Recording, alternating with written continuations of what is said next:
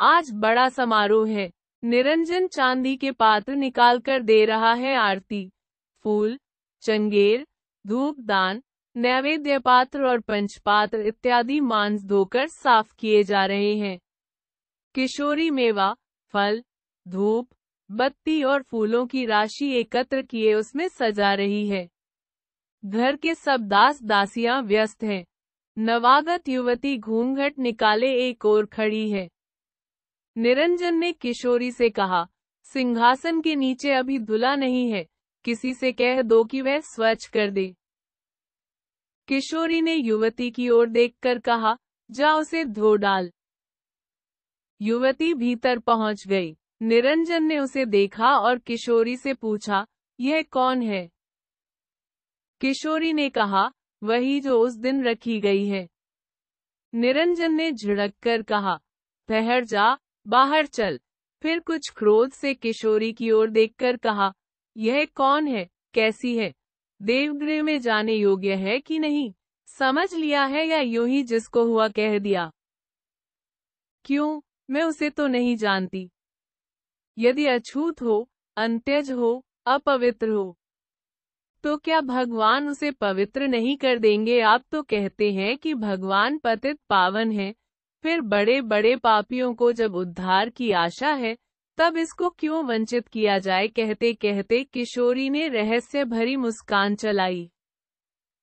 निरंजन क्षुब्ध हो गया, परंतु उसने कहा, अच्छा शास्त्रार्थ रहने दो, इसे कहो कि बाहर चली जाए। निरंजन की धर्म हट उत्तेजित हो उठी थी। किशोरी ने कुछ कहा नहीं, पर युवती देवगृह के बाहर चली गई और एक कोने में बैठकर सिसकने लगी। सब अपने कार्य में व्यस्त थे। दुखिया के रोने की किसे चिंता थी? वह भी जी हल्का करने के लिए खुलकर रोने लगी। उसे जैसे ठेस लगी थी। उसका घूंघट हट गया था। आंखों से आंसू की धारा बह रही थी। विजय, जो दूर से यह घटना देख रहा था, इस युवती के पीछे पीछे चला आया था, कुतूहल से इस धर्म के क्रूर दंभ को एक बार खुलकर देखने और तीखे तिरस्कार से अपने हृदय को भर लेने के लिए। परंतु देखा तो वह दृश्य, जो उसके जीवन में नवीन था, एक कष्ट से सताई हुई सुंदरी का रुदन। विजय के वे दिन थे, जिसे लोग जीवन बसंत कहते हैं, जब अधूरी और अशुद्ध पत्रिकाओं के टूटे फूटे शब्दों के लिए हृदय में शब्दकोश प्रस्तुत रहता है, जो अपने साथ बाढ़ में बहुत सी अच्छी वस्तु ले आता है और जो संसार को प्यारा देखने का चश्मा लगा देता है। शैशव से अभ्यस्त सौंदर्य को खिलौना समझकर तोड़ना ही नहीं, वरन उसमें हृदय देखने की चाट उत्पन्न करता है, जिसे यौवन कहते हैं। शीतकाल में छोटे दिनों में घनी अमराई पर बिछलती हुई हरियाली से तर धूर के समान स्निग्ध यौवन। इसी समय मानव जीवन में जिज्ञासा जगती है, स्नेह, संवेदना, सहानुभूति का ज्वार आता है। विजय का विप्लवी हृदय चंचल हो गया। उसमें जाकर पूछा, यमुना, तुम्हें किसी ने कुछ कहा है? यमुना निसंकोच भाव से बोली, मेरा अपराध था। क्या अपराध था यमुना? मैं देव मंदिर में चली गई थी। तब क्या हुआ? बाबाजी बिगड़ गए। रो मत, मैं उनसे पूछूंगा। मैं उनके बिगड़ने पर नहीं रोती हूँ। रोती हूँ तो अपने भाग्य पर और हिंदू समाज की अकारण निष्ठुरता पर, जो भौतिक वस्तुओं में तो बंटा लगा ही चुका है, भगवान पर भी स्वतंत्र भाग का साहस रखता है। क्षण भर के लिए विजय विस्मय विमुग्ध रहा। यह दासी दीन दुखिया, इसके हृदय में इतने भाव, उसकी सहानुभूति उच्छृंखल हो उठी, क्योंकि यह बात उसके मन की थी। विजय ने कहा, न रो यमुना, जिसके भगवान सोने चांदी से घिरे रहते हैं, उनको रखवाली की आवश्यकता होती है। यमुना की रोती आंखें हंस पड़ी। उसने कृतज्ञता की दृष्टि से विजय को देखा। विजय भूल भुलैया में पड़ गया। उसने स्त्री की, एक युवती स्त्री की सरल सहानुभूति कभी पाई न थी। उसे भ्रम हो गया जैसे बिजली कौंध गई हो। वह निरंजन की ओर चला, क्योंकि उसकी सब गर्मी निकालने का यही अवसर था। निरंजन अन्नकूट के संभार में लगा था। प्रधान याजक बनकर उत्सव का संचालन कर रहा था। विजय ने आते ही आक्रमण कर दिया। बाबाजी आज क्या है?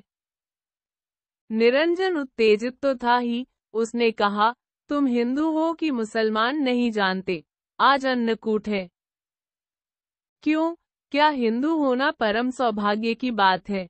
जब उस समाज का अधिकांश पद दलित और दुर्दशाग्रस्त है, जब उसके अभिमान और गौरव की वस्तु धरापृष्ठ पर नहीं बची, उसकी संस्कृति विडंबना, उसकी संस्था सारहीन और राष्ट्रबोधों के सदृश बन गया है, जब संसार की अन्य जातियां सार्वजनिक भ्रातृभाव और साम्यवाद को लेकर खड़ी हैं, तब आपके इन खिलौनों से भला उसकी संतुष्टि होगी।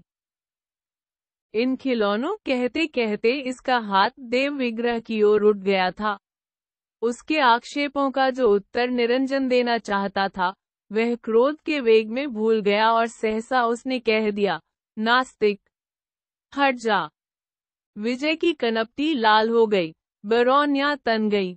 वह कुछ बोलना ही चाहता था कि मंगल ने सहसा आकर हाथ पकड़ लिया और कहा, विजय।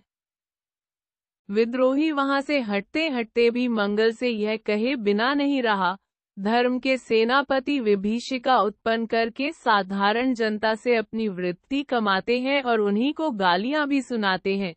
गुरुडम कितने दिनों तक चलेगा?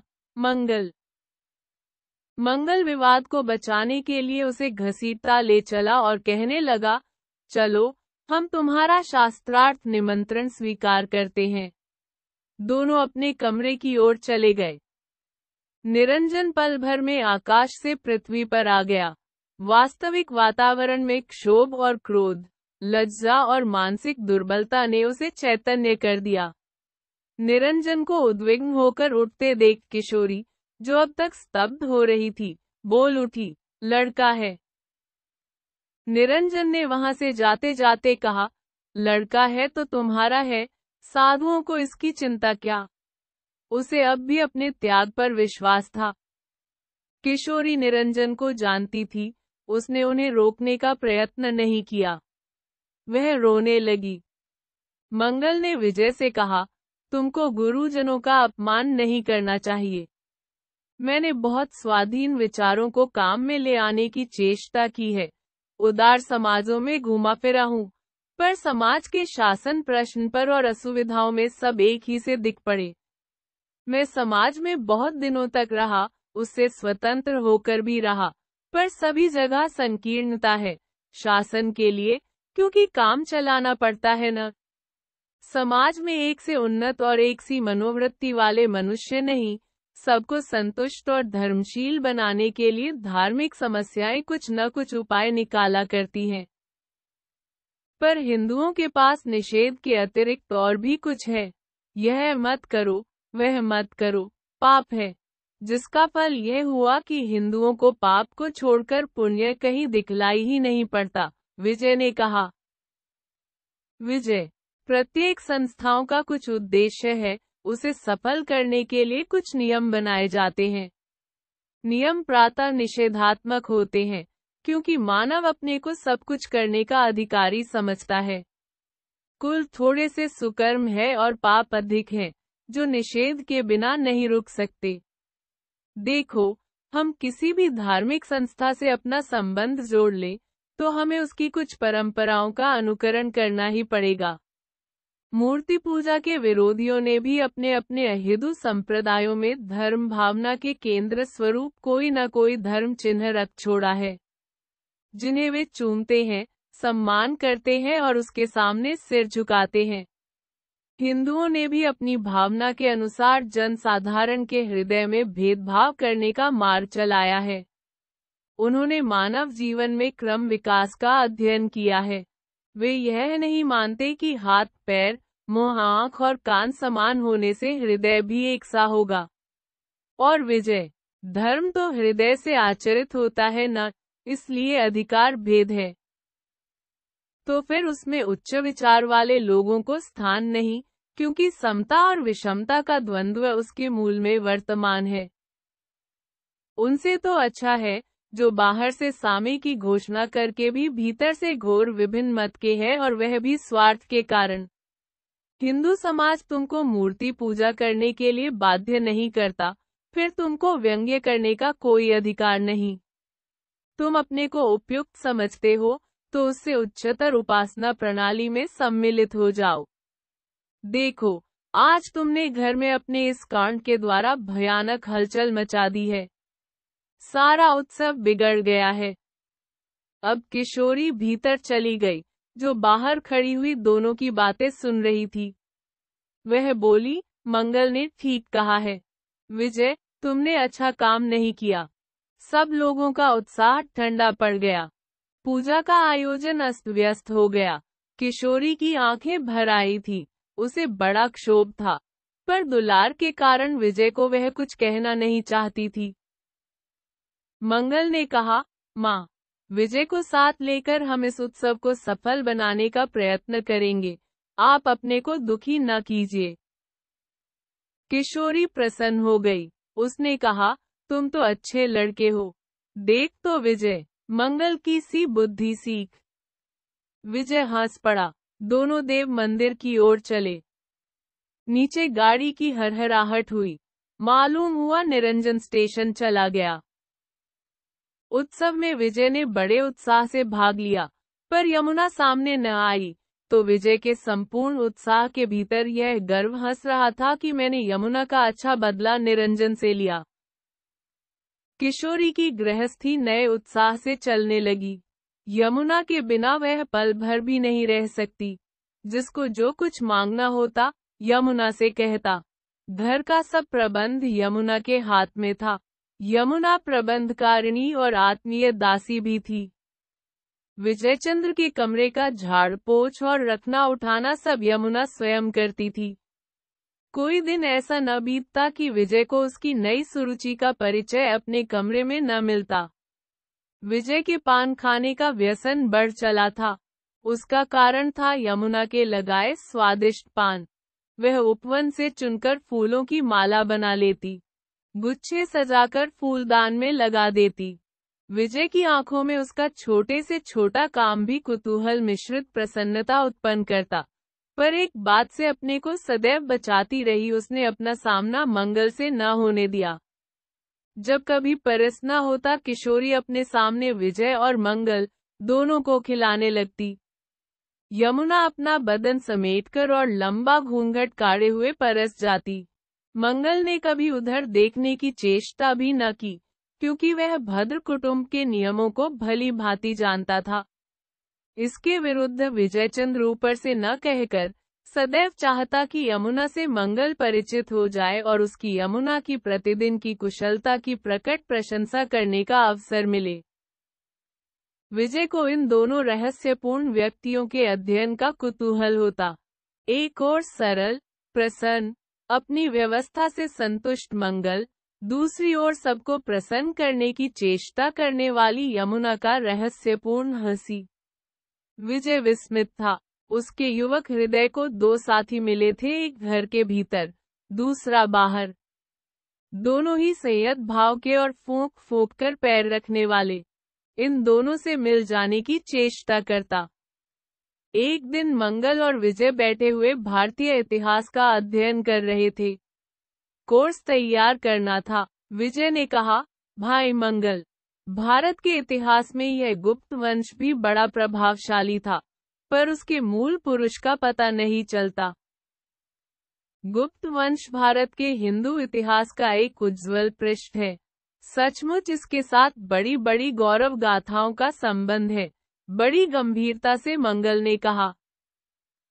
परंतु इसके अभ्युदय में लिच्छवियों के नाश का बहुत कुछ अंश है। क्या लिच्छवियों के साथ इन लोगों ने विश्वासघात नहीं किया? विजय ने पूछा। हाँ, वैसा ही उनका अंत भी तो हुआ।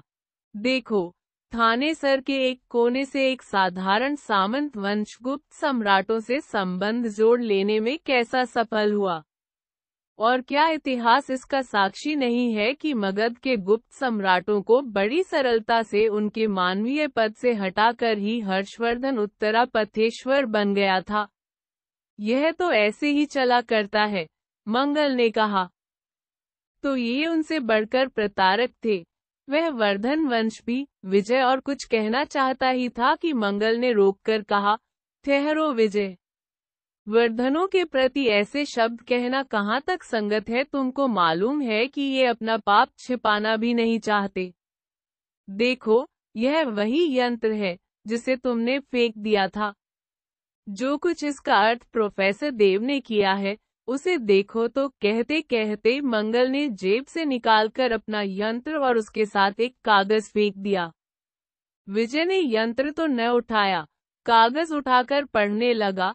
शतमंडलेवर महाराज पुत्र राज्यवर्धन इस लेख के द्वारा यह स्वीकार करते हैं कि चंद्रलेखा का हमारा विवाह संबंध न होते हुए भी यह परिणीता वधू के समान पवित्र और हमारे स्नेह की सुंदर कहानी है।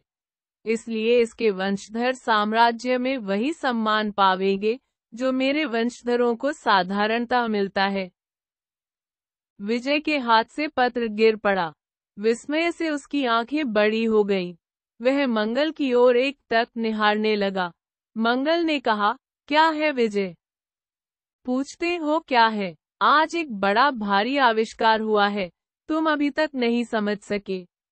आश्चर्य है, क्या इससे यह निष्कर्ष नहीं निकल सकता कि तुम्हारी नसों में वही रक्त है जो हर्षवर्धन की धमनियों में प्रवाहित था? यह अच्छी दूर की सूझी। कहीं मेरे पूर्व पुरुषों को यह मंगलसूचक यंत्र में समझाकर बिना जाने समझे तो नहीं दे दिया गया था इसमें। ठहरो, यदि मैं इस प्रकार समझूं, तो क्या बुरा कि यह चंद्रलेखा के वंशधरों के पास वंशानुक्रम से चला आया हो और पीछे यह शुभ समझकर उस कुल के बच्चों को ब्याह होने तक पहनाया जाता रहा हो। तुम्हारे यहाँ उसका व्यवहार भी तो इसी प्रकार रहा है। मंगल के सिर में विलक्षण भावनाओं की गर्मी से पसीना चमकने लगा। फिर उसने हंसकर कहा, वाह विजय, तुम भी बड़े भारी परिहास रसिक हो। क्षण भर में भारी गंभीरता चली गई। दोनों हंसने लगे।